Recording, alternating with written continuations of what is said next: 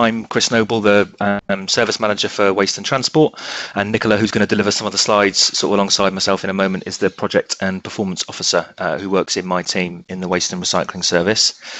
So I'm just going to share my screen because I've got a couple of slides to just run through just to illustrate some of the key points from the report. So just bear with me a moment.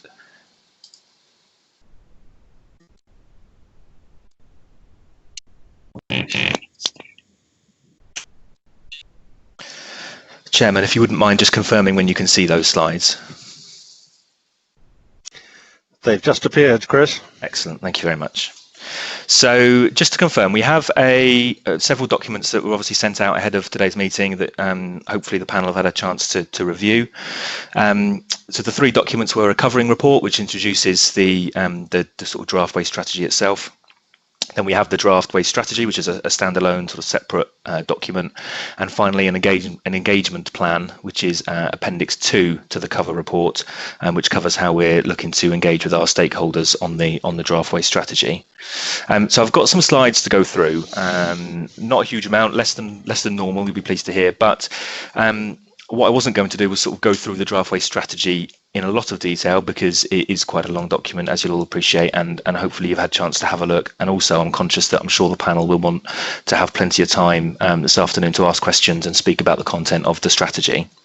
So instead, what I'm going to do is focus on a couple of key things from the strategy. So the first one is action 1 from within the report, which relates to the development of a new collection system, which you'll agree probably is the most significant sort of action within the strategy, and then talk a little bit about the engagement work that we plan to carry out. So that's going to be the focus of the following slides.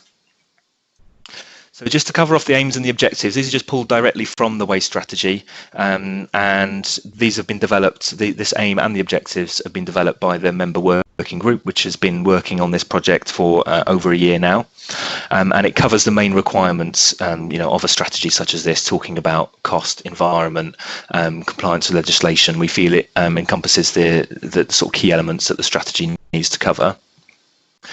You can take that down into a bit more detail in terms of objectives, and again we think this covers the key things that we want to achieve with our waste and recycling strategy in the New Forest, focusing on carbon, compliance with future legislation, and reducing household waste, as well as increasing the levels of recycling that we have within the district.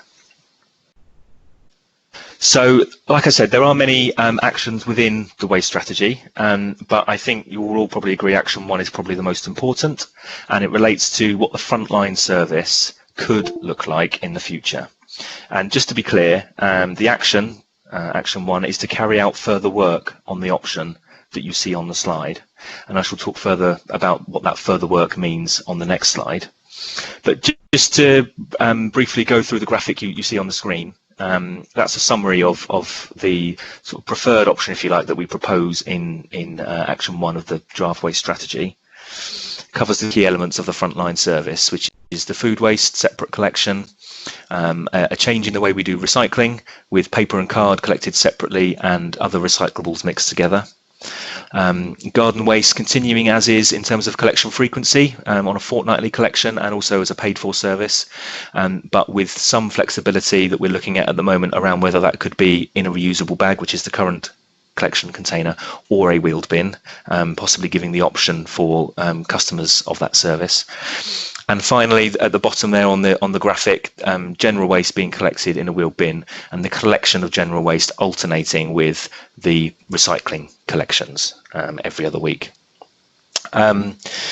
Just so you know, this graphic is taken from a draft of a document that we've been working on, which we are going to complete ready for the engagement work. So we're conscious that with the engagement work, which will take place with obviously the public as well as other stakeholders, the waste strategy draft is quite lengthy and quite in detail. And we are producing something that's going to be used as a summary to give people a chance to view the key points of the strategy and comment and feedback via the engagement process using that summary document. And this graphic you see in front of me was taken from that, so it's hopefully you agree it's quite a clear sort of graphic that hopefully gets across to the public and other stakeholders what the service is that we are proposing as the preferred option to take forward and do further work on. So in terms of what that further work will involve, two parts really: development of a more detailed business case. So as you'll have seen in the report, we have done some modelling on the different collection options. I think we're at the point where we needed to try and narrow that down, hence putting the preferred option forward and saying that we want to do some more work on it.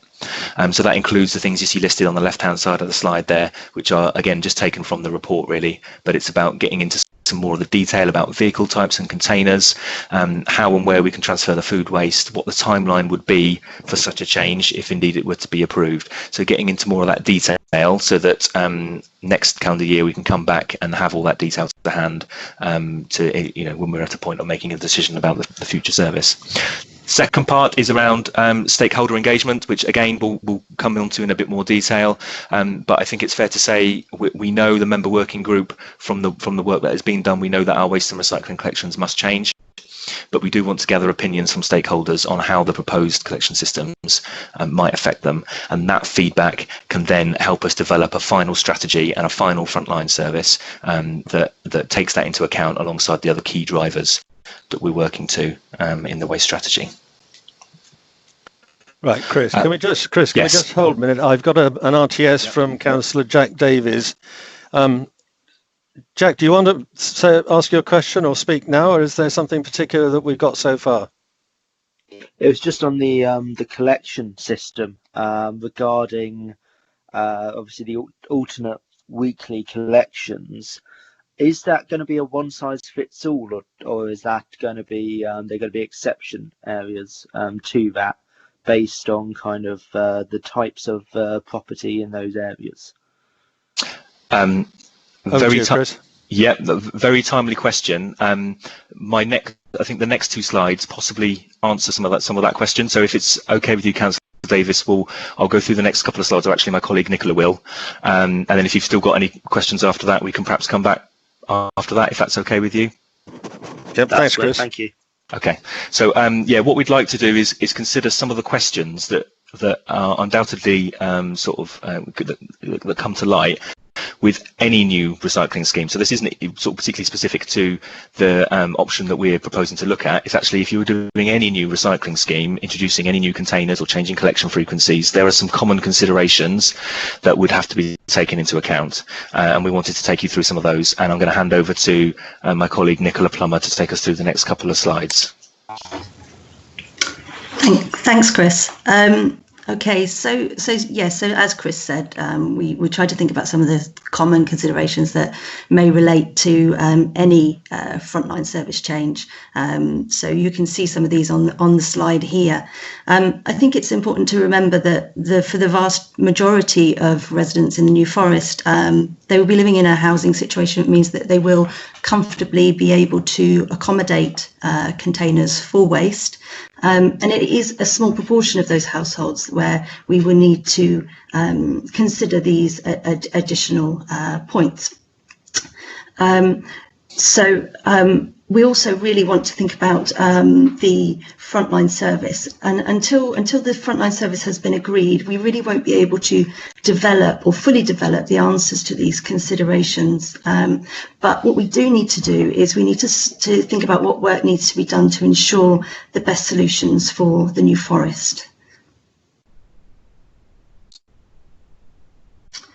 So this slide really looks at how we will work through those considerations, and these are some of the tools that we'll use to work through those considerations. So our existing service already accounts for hard to reach properties. We already understand where these properties are, and we structure our rounds and our collection vehicle types accordingly. So we use, for our most rural properties, we use small cage vehicles to collect from, and we have a range of narrower vehicles or smaller vehicles for narrow access problems throughout the district. So we can use this information that we hold already, but we accept that a new service will mean new challenges. We're in the fortunate position that these potential changes are nothing new for many local authorities. So there's lots of learnings that we can take from others. For example, we know that in Test Valley, they provide a split service using sacks in their town centres to account for properties that have no outside space or that front straight onto a highway. We know that in East Devon, they have an application process for bigger bins to help larger families dispose of their waste. And we know that this works in tandem with extensive communications and education initiatives to help residents recycle more and recycle better. We will also and have been looking at latest research from organisations such as RAP. And although we have less flats in our area than other authorities do in more urban areas, there are certainly learnings that we can take from recent studies to help improve the collection system for flats and for residents of these flats. Developing policy will be key. So when we think about things like bespoke to our district in terms of livestock and waste, we need to be clear on the policy for both residents and for our own operatives, and we need to communicate this effectively. And we also need to work with our key stakeholders to ensure that we establish best safe practice for all of the individual waste streams. Most importantly, we need to carry out extensive surveying to ensure that all areas that potentially may have issues with storage or access are assessed in terms of the needs of the new service, and that a best fit solution is sought. Nicola, can I just stop you a minute? I've got a request to speak from Councillor Alan Glass. Alan, is it appropriate for you to speak at this moment? Thank you, yes. Just I was interested to find out, because I live in a fairly small house and a lot of other people do, how many bins would we be expected to have? And also for people of, let's say, getting on a bit older than me even, or disabled people, can they opt out of the wheelie bin system? Because some people are scared of them tipping on them. Right. Nicola, can you quickly answer that at the moment? In terms of number of containers, the proposal is for a wheeled bin for recycling, a wheeled bin for residual or general waste, a reusable sack for paper and cardboard, and a container separate for food waste. So and then obviously the garden waste is a paid for service, so if you opt to sign up for that, there is obviously going to be a container for that as well. In terms of opting out, I think what I was just coming to really was that what we would want to do is carry out extensive surveying to ensure that the property types are suitable for this service. In terms of older people or people that can't manage those containers or get them to the edge of their property, we already have an assisted collection service. So for those people that are genuinely in need, we would continue that service. Right. Thank you, Nicola. Are you happy with the response, Alan? I am, but I'd like to think about it a bit more, because I'm very concerned about if you've got to have 2 wheelie bins and 2 other bins in a lot of small gardens. That's a lot of space. Yeah. Thank you. Okay. Well, this is the start of a process, Alan. So you'll have plenty of opportunity in the future. Whilst we have a hold at the moment, Nicola, Councillor Geoffrey Blunden has asked to speak. Good afternoon. Jeff. Yeah, thank you. I was just picking up on the green waste side, and Nicola said that spoke about a container. I think that when I saw the slides, it's actually an either/or which could be offered for green waste, because that's the paid service, either a container or a sack. I think I've got that right, haven't I, Nicola? Yes, that is the proposal or the action set out within the draft strategy. Yes, at the moment, yeah. Right. I was just making the point because obviously with green waste, it's very seasonable. You might have a large amount sometimes and a small amount other times, where the the SACs actually come into the actually a lot more easily usable. But thank you for that, Nicola. Okay, thank you, Jeff. So, please carry on, Nicola. Yes, okay, so just with regards to surveying, one further point is that obviously our service would need additional resource to be able to do that effectively. And that's okay. So this slide basically shows an estimated number of premises which fall into certain categories. This is our current work, and this is estimates. This isn't anything to do with us going out and doing proper surveying. So this would need to be looked at in detail, which may mean going out and assessing streets, or in some cases individual properties. But at the moment we're looking at over 90% of households within the district being suitable for what we would call our core service. Okay, thanks, Nicola. A couple more slides from me, just to move things on a little bit from the sort of operational considerations that we've been thinking about, and will continue to do so in over the coming months. What else can we do? So this is a slide that just summarises the other actions within the waste strategy, because I know most interest is going to be in that first action, but there are some other important actions within the waste strategy document, which are on the screen in front of you. I don't propose to go through these sort of in huge detail, because the detail is in the report. All I would say is that lots of them are connected to that sort of overarching action one, and how we deliver the frontline service. So, for example, the approach to what we do with bring sites in the future, how we collect trade waste, and what our collection policies are all quite closely linked to what that frontline service looks like. And again, with some of the software recommendations and introduction of technology into vehicle cabs, again, that's quite closely linked to the frontline service. So there is that sort of common theme running through lots of the other actions in the plan. Chris, can I hold you there just a moment? Thank you. I do have a couple of further queries. Councillor Arthur Davis, my apologies for the delay. You wish to speak. Thank you, Chair. I know this is your committee. I'm just a guest here, listening very intensely here. But you know what us councillors are like. We're hard to shut up, really.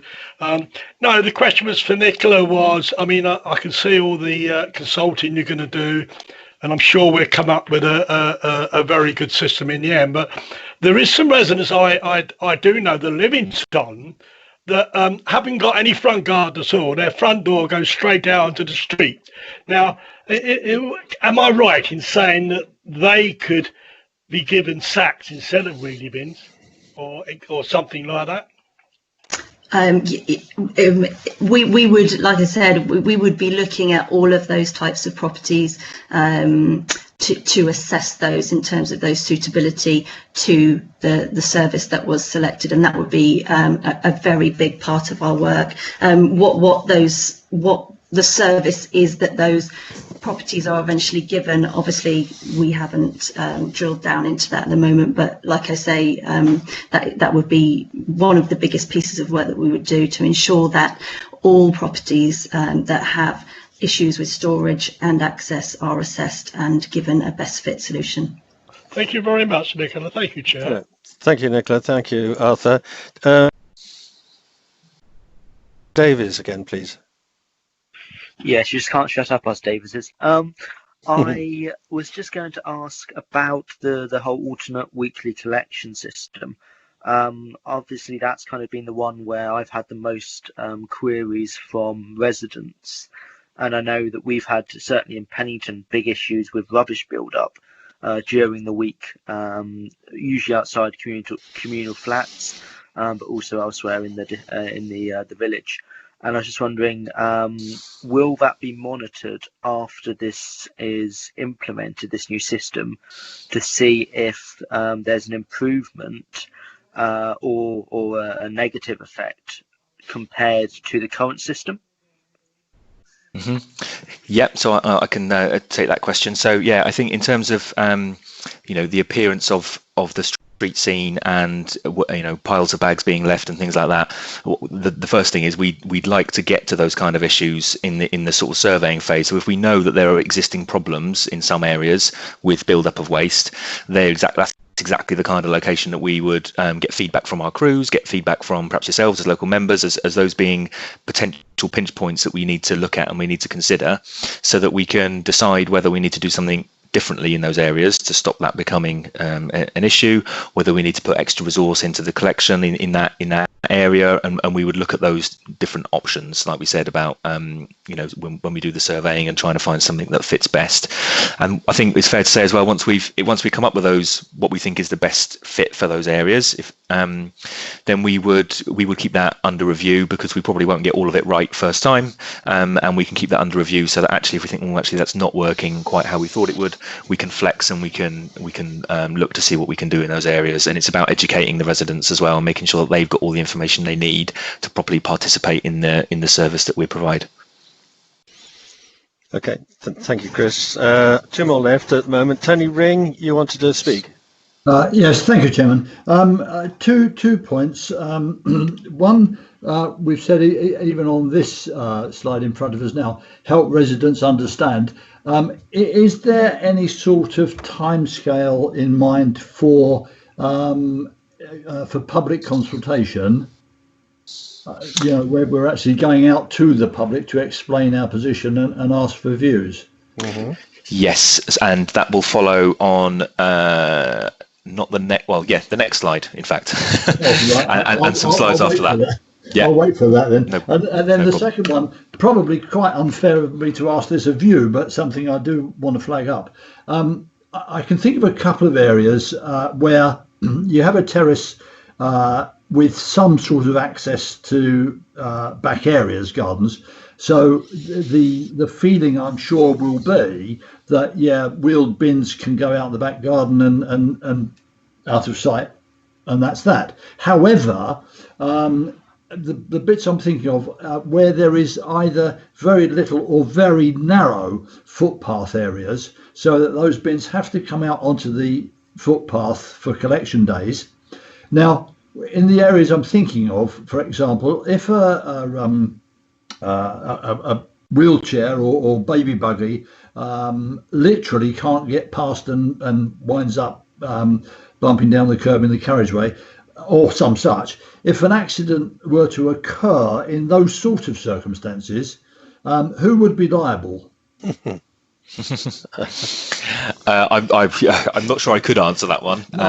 Get your solicitor, Chris. But again, all I would reiterate is again that we would hope to get intelligence that particular area might be a problem, and if we didn't think that the sort of core scheme, if you like, was going to work there, then we would look at something else. I mean, I guess at the moment in an area like that, they will have bags put out on collection day that could potentially provide exactly that kind of obstruction already. So it might not necessarily be a new problem just associated with bins. I don't know of clearly exactly the area you're talking about, but it might be an issue that we already have and that wouldn't actually be made any worse by the introduction of bins. But again, I think we would hope to get information on that ahead of introduction of the scheme, to make sure that what we were going to do wasn't going to cause issues like that. And we might have an opportunity to flag it up as and when the process goes forward. Yeah, I think absolutely. I think we'll obviously, clearly the public giving us feedback are going to be very important in the run up to, if this is the sort of the chosen scheme, or something like this is the chosen scheme, in the run up to introducing it, we will be relying on our collection crews to feedback these areas, and our area supervisors, also the public, but also yourselves as as elected members who know your areas and your residents. We'll want to try and gather as much of that information in as possible to make sure that when we launch it, it's got the best chance of success. Thank you, Dave. Thank you. Okay, thank you, Tony. Thank you, Chris. Chris, there's one more at the moment. Councillor Jeff Blunden, you request to speak again? Yep, thank you. I was just picking up on Jack Davis's comments on build-up of rubbish, and he was saying about fortnightly collections. But I believe I got this right, actually, that the food collections are on a weekly basis. There will always be a collection of either normal rubbish or recycle every week anyway, and as the amount of rubbish is going to be split between those two, but my main point is still there's still going to be a weekly collection of some materials. Have I got that right? That's correct. Yeah. So there is still weekly collections of something, like you've said. The food waste is a weekly, that is every week, and then the other materials alternate. So you're either having your recycling or your general waste collected every week. I think the important thing is the weekly collection of the food waste, because that is the proportion of residual waste, as you'll see in the report. 40% of residual waste is food waste, and we want to try and get that out of those black bags and into a recycling route for numerous reasons. But by getting that material out of the residual waste and having it collected weekly, that's the sort of the smelly element of the waste, if you like, that's taken out and collected weekly, which clearly is a benefit in terms of recycling, but also in terms of householders sort of managing their waste on a weekly basis, knowing that they can get rid of that sort of material. Yes, that's a real tick in the box. Thank you for that. Okay. Thanks, Jeff. Chris, No thank you, Jeff. Chris, just one more at the moment. Councillor Stephanie Osborne, you wish to speak?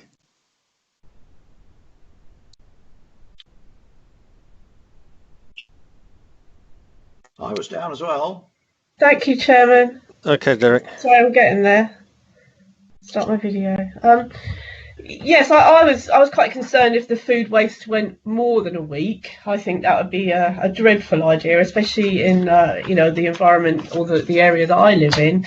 I'm just thinking about these wheelie bins. We don't actually have a footpath in my road, so I'm not sure where the wheelie bin would stand, because the black bin liners, I think some people think it's quite a good sport to drive up my road and just about miss the bags, and they get split and they get chucked into great big piles. And what I'm worried about is it's not only food waste, there's other residual waste that I'm quite concerned it's going to go sometimes 2-3 weeks. So that's my concerns at the moment. Reading these appendixes, there's lots of variations on it. Can I just ask, the picture that you put up was Romsey, wasn't it, on the slide just now? It was, yeah. That was just, we put that picture up because, as I think Nikki mentioned, in some of the town centres in the Test Valley area, including Romsey, they've designed something slightly differently for the waste service, which is a sack collection. Because as you can see in the picture there, that's clearly you've got probably some domestic premises above the shops and that you can see there that need to put out waste. And would it be appropriate for wheel bins to line those shopping streets? Possibly not. That's what Test Valley decided. So they put in place something else, which I think is a sack collection to over 100 properties in Romsey Town Centre. So it was just as an example of a way in which you could vary the service. That's what I'd heard. I'd met some people that were very into conservation in Romsey, and they were just saying to me, "Oh, we've all worked so hard on the education." And I wondered if you had spoken to them. They worked so hard on the educating of people that they'd gone where they'd very, very little waste left, and they were asking them to collect the wheelie bins back. Whether that's true, but that's what this woman told me. So I just wondered if you had communicated with them. Yes, Thank you. That was about all I've thought of so far. Thank you. Okay, thank you, Stephanie. Derek, did you want to speak? Yes, thank you, Chairman. Yes, I don't know whether we're going to go into the detail of the report with these slides, but I've looked at the report very carefully. And the top item on this slide that's on the screen there, reduce bulky waste.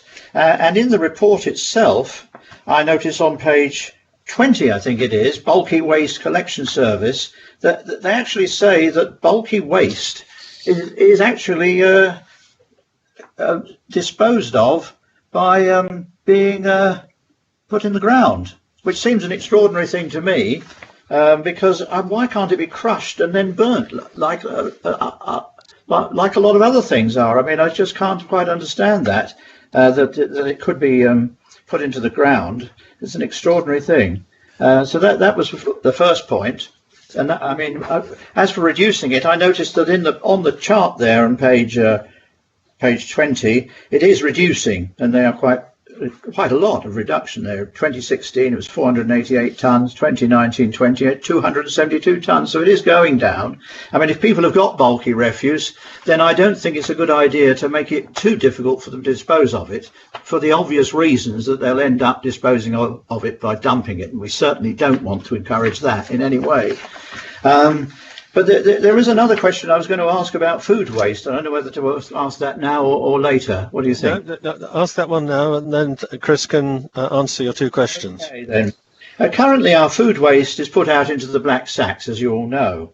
And apparently, according to the recycling data, it doesn't count towards recycling, even though it goes to our energy recycling place and is actually burnt to produce electricity. Now, if we take it out of that stream and we collect it separately, it will then go to an anaerobic digester, and it will then be, it'll then produce methane, which is then used to burn. So my question is this: what's the difference between burning the food directly and producing electricity, and anaerobically digesting it to produce methane, which you then burn?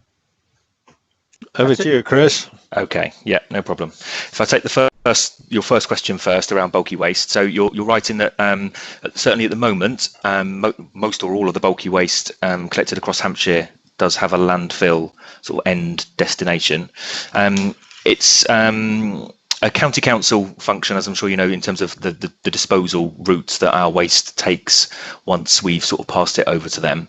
They have looked with their contractor Veolia at an energy recovery process for that material. What it can't do is it can't go into our energy recovery facilities that we have, like the one at Marchwood and the other two within the county, because of the size and the nature of the waste. It can't go in its current form. It's too big, and it can jam up the process in the energy recovery facility. So you mentioned something there, Councillor Tip, about sort of crushing it and burning it. So what they can do is they can sort of shred that material and produce a fuel. But what they have found, I think, in recent years is that it hasn't been economic to do that, and also that we haven't. Again, that material couldn't go through our existing energy recovery facilities because they're not designed for that kind of material. It would have to go to a specialised energy facility for that kind of waste. They call it solid recovered fuel, SRF, which is a specific type of material that can go into a specific type of incinerator, and most of which are on the continent rather than being readily available within this country. So I know the county have looked at that in the past, but certainly at the moment it's not something that is proving economical to do. That's probably all I can say on that, really, from a sort of waste collection point of view. You're right in that the bulky waste tonnage has been reducing for some time. Partly due to the work that we've been doing and the county council have been doing with trying to signpost residents to the charity sector that reuse a lot of these sort of furniture type items or recycle them. And our preference certainly is that the third sector, the charity sector, actually take as much of that material as possible if they can find an end use for it. So our aim is to sort of do that, really, is to push people in that direction. If people have got items that aren't suitable for reuse or recycling, then yes, clearly we need to provide some sort of bulky service for them to avoid those items perhaps becoming fly tipped. On the food waste, you're right. So they are both sort of energy processes. Energy recovery, as we know it, in terms of our residual waste going to Marchwood, obviously it burns the waste and produces electricity. In terms of carbon, that's not as efficient a process, or in terms of greenhouse gas, that's not as efficient a process as anaerobic digestion. And because of that, central government class an anaerobic digestion process as a recycling process, and the Marchwood type process as a recovery process. So in the waste hierarchy in the document, if you recall, you've got sort of one sitting above the other, and recycling being above recovery in terms of sort of what's best environmentally and economically in many cases. The only other thing I'd say is that anaerobic digestion produces a fertilizer as well that can be spread to land, so that it has a material that has a good end use that comes out sort of the back end of the anaerobic digestion process that can be used on land as well. Okay, Chris, I think yes, you covered this exceptionally well. I think you're happy with that, Derek? Yes, thank you very much. Thank you for that. Yes, indeed. Thank you. Okay, Chris, please carry on. I'm sorry for the interruptions. No, that's okay. So I'm going to hand back to Nikki in a moment to talk about stakeholder engagement. So we have circulated a sort of fairly high-level engagement plan alongside the strategy document and the cover report that describes how we plan to engage with those who have an interest in our waste service, and they are listed on the slide that you see there. That in no particular order, that's a group of stakeholders that the member working group on the waste strategy we came up with sort of together. So they're the people on the list, if you like, and Nikki now is going to provide a bit of a summary of how we plan to engage with 3 of those key stakeholders. We're not going to go through all of them, but we are going to cover residents, councillors and staff. So I'll hand back to Nikki just for this last section. Okay, thank you, Chris. Okay, thank you. Okay, so firstly, our operational staff are key. The potential changes will affect their day-to-day working practice. So we have been, through our staff newsletters, keeping them up to date about the work we've been carrying out on the new waste strategy, and the fact that this has been fueled through the release of the national waste strategy and the need for change as discussed. More recently, Chris has been down at all 3 of our depots giving briefings to our operational staff. And this has included talking about the current timeline for work and then updates on things that we know so far. So moving forward, we plan to provide all our staff and office-based staff with a full engagement pack. And this will be provided in both a paper copy and an online format. And there will be opportunity for those staff to comment and feedback on the proposals in those documents. So our biggest stakeholder group are obviously our residents. And ensuring that they are aware of the engagement opportunity, as well as providing succinct information, will be very important. We plan to do this through both online and traditional print-based advertising to make people aware. And we will provide, as Chris alluded to earlier, a very clear, accessible summary document that people can have access to. And we will also ensure that all residents that need to can easily obtain a paper copy of the full document, the summary document, and the engagement survey. I think Chris mentioned in terms of engagement earlier, we do need to bear in mind the context of the engagement with residents. We have established already that change is needed, so the engagement survey will focus on the preferred option and how that will affect our residents. And the feedback will be used to consider how we deliver the future service, and importantly, what and how we communicate with our residents. Okay, so for members, again, they will receive a full document, summary document, and an FAQ document as an engagement pack. And there'll be opportunity for members to return open comments by a specific email address, but also just to ask further questions in relation to the strategy throughout that engagement period. In addition to this, what we plan to do is to arrange some question and answer sessions, or at least one question and answer session towards the middle of the engagement period. So this will be a panel where members can submit pre-submitted questions, and on that panel we will have officers, but we also have industry experts from RAP and from the consultants that we've been working with, Wood. And we'll also look to at least have one representative from another local authority that's been through similar and recent service changes. And the information for these question and answer sessions will be provided at the same time as the full engagement pack for members on the 12th of November. Nicola, do we want to stay there as to mention that this starts on the 12th of November to the 10th of December, the engagement period? That's right. Yes, it's a four week period running through to the 10th of December. Thank you. Thanks, Nikki. So this is the last slide now of the presentation, which just highlights some of the key there it is. Sort of upcoming dates. Yes. So Cabinet on the 4th of November is the next sort of formal council meeting that will discuss this strategy document. Then that engagement period starts throughout the rest of November and into December. You'll recall, just thinking back to what our action one is to do the engagement work and also to develop a business case alongside our consultant that we've been working with so far on this project, which will be carried out during November and December, and we'll look to work on that during that period.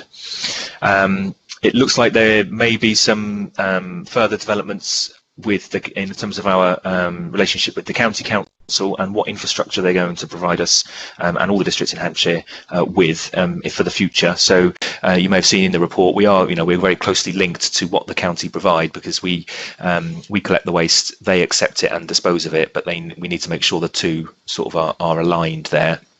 And we're expecting to have a meeting with the county and our Project Integral partners on waste infrastructure, possibly at some point in December, which will again give us just a bit more detail to add into the strategy about things like timescales and what's actually going to be available to us in terms of waste infrastructure going forward. And then we will work with the member working group on a timetable for approval of the final strategy. We do have a meeting of the working group and another environment panel currently scheduled for January. So with the working group, we'll have a look at what the timetable might be for turning this draft strategy into a final strategy in sort of the early part of 21.